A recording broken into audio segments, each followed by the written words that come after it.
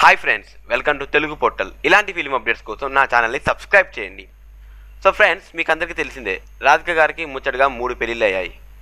So అది ఆమె ఇద్దరితో ఎందుకు విడిపోయింది, సో ఎలా విడిపోయింది అనే విషయాలు మనకు తెలియదు. సో అవి వాళ్ళ పర్సనల్ విషయాలు. సో వాళ్ళు ఎవరు అనేది మనం ఈ వీడియోలో డిస్కస్ చేద్దాం.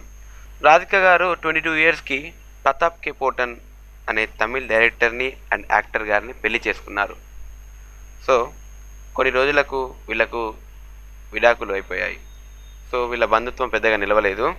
సో తర్వాత 1990లో మళ్ళీ 1990లో రిచర్డ్ హార్టీ అనే బ్రిటిష్ కంట్రీ సిటిజన్ గారిని మళ్ళీ పెళ్లి చేసుకున్నారు. సో వీళ్ళకి 1992 అంటే పెళ్ళైన 2 ఇయర్స్కి రేయానే హార్టీ అనే కూతురు పుట్టారు. సో ఆమెకు రీసెంట్గానే పెళ్ళి అయింది, కానీ వీళ్ళకు డివర్స్ అయ్యాయి. మళ్ళీ పాప పుట్టిన తర్వాత కూడా వీళ్ళకి డివర్స్ అయ్యాయి. సో తర్వాత రాధిక గారు మళ్ళీ యాక్టర్ శరత్ కుమార్ గారిని 2001లో పెళ్లి చేసుకున్నారు. సో వీళ్ళకి రాహుల్ అనే అబ్బాయి పుట్టాడు. సో ఆమె ఇప్పుడు శరత్ కుమార్ గారితో చాలా హ్యాపీగా ఉన్నారు.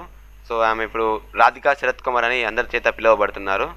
సో ఆమె లైఫ్ ఇంకా హ్యాపీగా ఉండాలని చెప్పేసి మనందరం కోరుకుందాం.